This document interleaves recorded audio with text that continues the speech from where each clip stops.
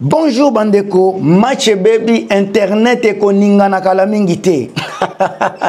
Bozela nanu awa bozela émission oyo bandeko bo partager yango à l'infini. Ekende musika bataliba balela bayoka son. Tozo solola. Naza ko pesela bino ba réalité ba vérité. Ainsi le jeu mondial venait de changer. Tandis que Tshisekedi se débat dans des promesses creuses et les guerres qui ne contrôlent plus Bande Konangai, Joseph Kabila Kabange, l'ancien maître du Congo, réapparaît là où personne ne l'attendait. Réapparaît là où personne ne l'attendait, je le dis bien, aux États-Unis d'Amérique. Une rencontre avec Elon Musk, Donald Trump, des connexions avec l'entourage de Donald Trump, et soudain, c'est toute la carte du pouvoir africain qui s'électrise. Est-ce que Bozako Yoka? Derrière le silence du sphinx congolais se cache peut-être le retour du stratège. Le Congo serait-il à l'aube d'un renversement mondial? Yangonde tozako solola ndeko nangai yamba mbote elobaba na wenge ndeko nangai nakobanda na ndeko nangai nano grâce kibombo na niveau ya Italie ba Vatican kuna na pesio mbote ya trop Josué Honor Espérance Gazamba nani maba Ndebozana nani ndeko nangai oyo Luanga Charles ndeko nangai Jean-Marie Dikundwakila Bakombo Alice Nzengu merci ndeko nangai Michel Papi Ibrahim Maziwa na niveau ya Kisangani na pesio mbote presse ndeko nangai Pierre Okende merci encore na soutien na yo bozana na ba commentaire ebele Delphin Manzenze Willy Mwaku merci na bino nyoso. Alors lelo tozako kundola nazako pesa bino ba secret ya kilelo exacte ke ya lobby lelo toza le 21 encore une fois toza le 21 octobre 2025. L'histoire me donnera raison na makamnaza koloba. Le retour du stratège Joseph Kabila Kabange, Elon Musk et la nouvelle route du pouvoir. Alors, on a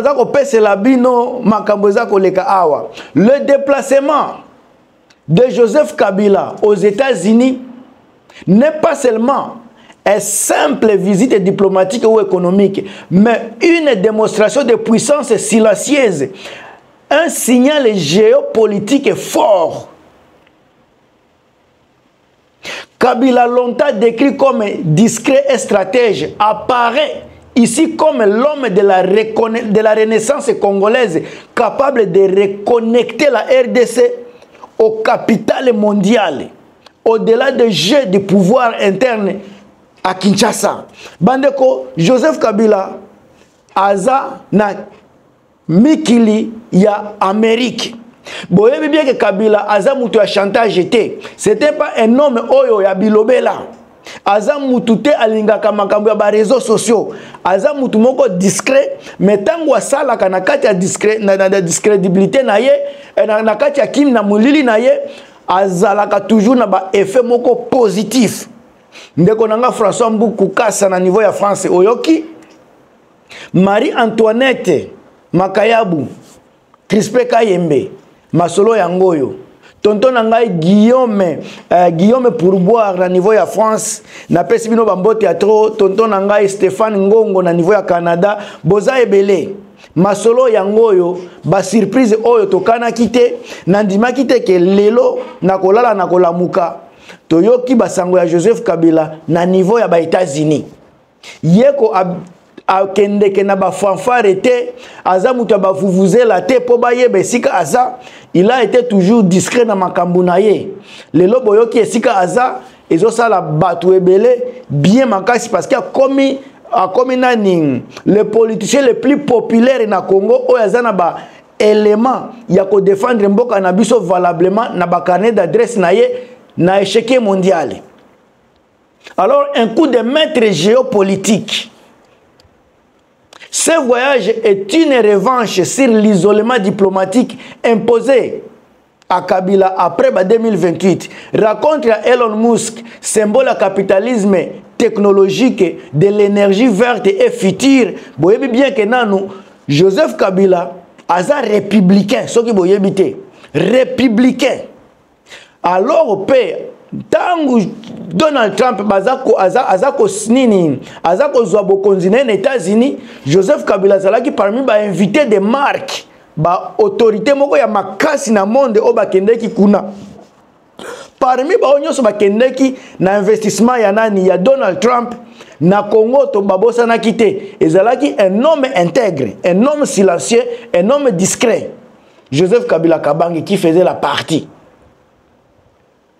Ça kobeta makelele, ça qui balobelango na réseaux sociaux, mais il fit membre parmi batoyo bakendeki ko na investissement ya Donald Trump. Alors lelo, ce qui boyebite ba campagne on ebeta maka ba Joseph Kabila baza wana baza ko travailler. Ba yebi nini baza ko sala na makambo ya mboka. Encore une fois, déplacement oyo nazobenga coup de maître géopolitique ezako placer ancien président nabiso sénateur à vie Joseph Kabila au centre de discussion sur le lithium, ba minerai ya makasi, sur le cobalt et l'intelligence énergétique mondiale ya nakacha ba domaine où le Congo détient les ressources clés. Ezateke o Tshisekedi azako koyemba yemba na azako tepa na monde bitambola tambola azoyi bateni nazo kende koloba kuna. Présence Joseph Kabila ezako signifier makambo ebele pendant que Tshisekedi azako mandie na ba Bruxelles. Kabila azako parler de l'avenir de notre pays avec les maîtres du monde. Mais Tshisekedi azakuna kopeko na Belgique ko latisaka bakoko soki ba médaille azako te kumususu bilobela sur bilobela pendant que azako distraire population congolaise ezana batu bazako travailler pona développement ya Congo pona ko changer image ya Congo batu lokola ba Joseph Kabila wana azako kende azako solola na ba table ya ba maître du monde bazako solola makambu ya ba minerais stratégique o ezako sala Congo ezala parmi ba pays o bazako lobela na monde ba lithium ba cobalt de place Joseph Kabila zo kende ko solola makambo zo kende ko solola parce que Congo ne bazako détenir bazana makambo wana pendant que Tshisekedi azako kende ko baluka partout bilobela ya pamba ezana bao bazako kende ko solola na ba table ya ba homme d'affaires ba table ba investisseur ba lobbying ndesika Joseph Kabila zo kende ko exposer Congo. Alors ba lien ya ba Kabila Trump wana le fait que Kabila ait des affinités boyoka le fait que Kabila ait des affinités avec Donald Trump, ça pourrait renforcer l'idée d'une alliance anti-système contre les pilleux de l'Occident libéral qui soutiennent les dirigeants africains dociles, comme le régime à Tshisekedi Tshilombo. Un président docile qui ne connaît rien, qui n'a pas de vision, qui n'a pas de plan pour le pays. Un président désorienté.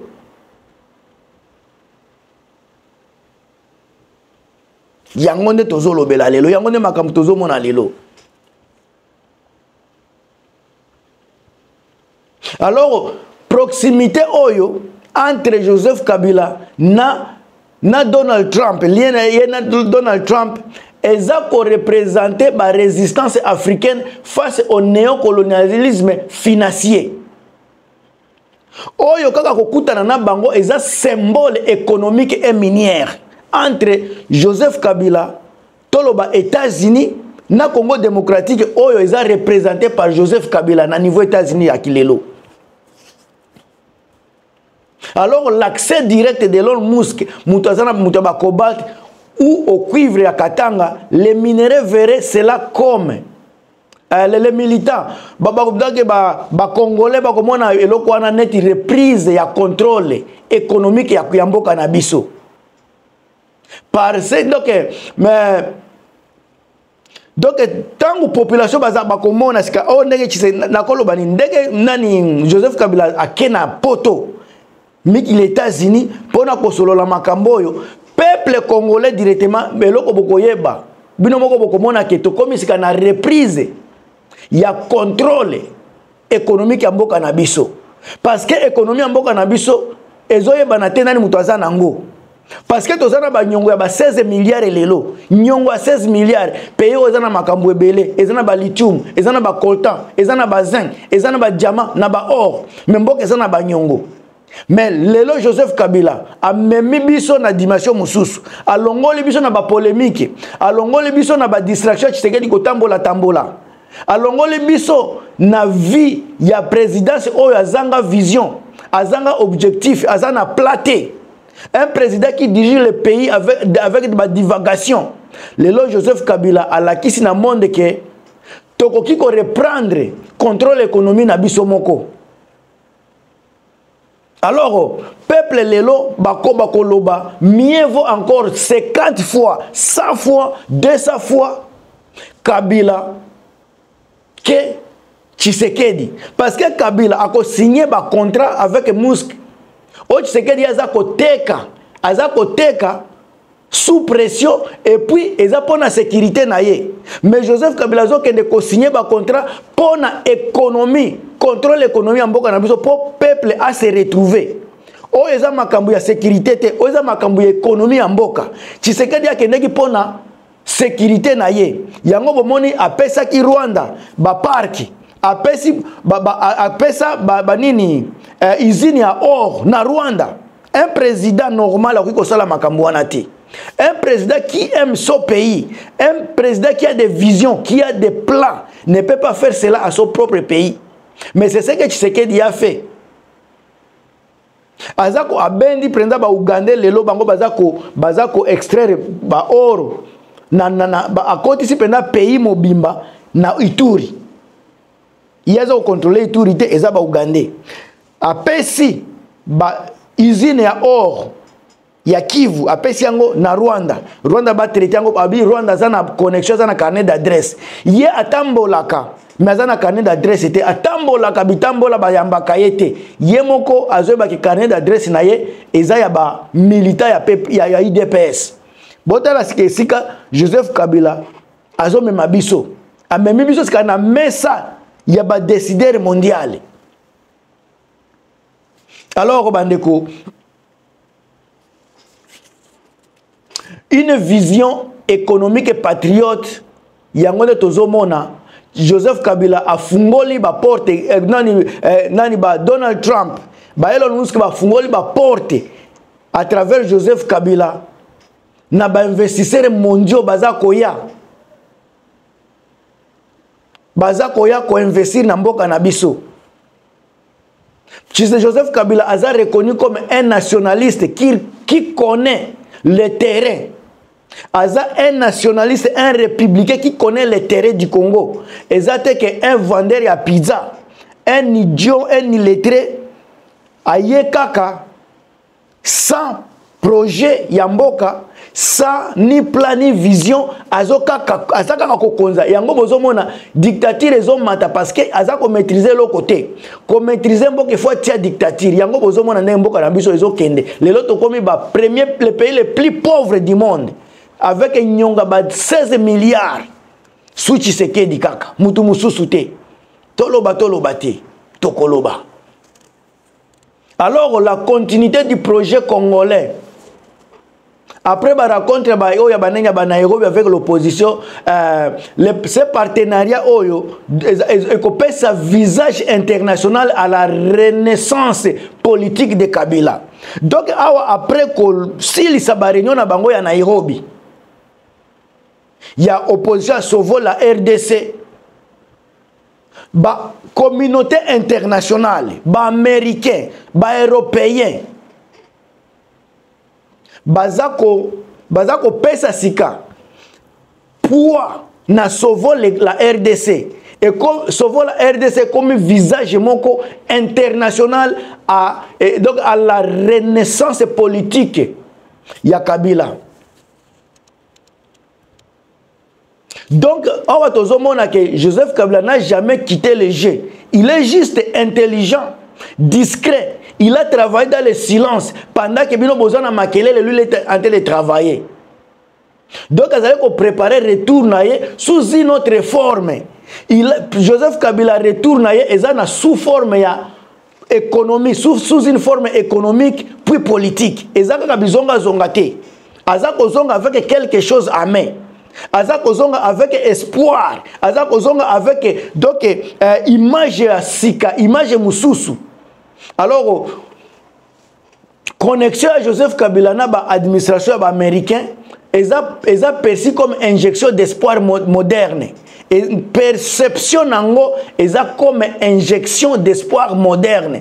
Ils ont innovation, ils ont énergie solaire, ils ont véhicules électriques, ils ont emploi technologique. Bref, une nouvelle image du Congo sous un leader visionnaire et pragmatique, encore crédible. Est-ce que Boza Koyoka encore crédible? Bandeko bo pesa kanga pe ba like de temps à temps tant nazo koma na ba niveau ya boy.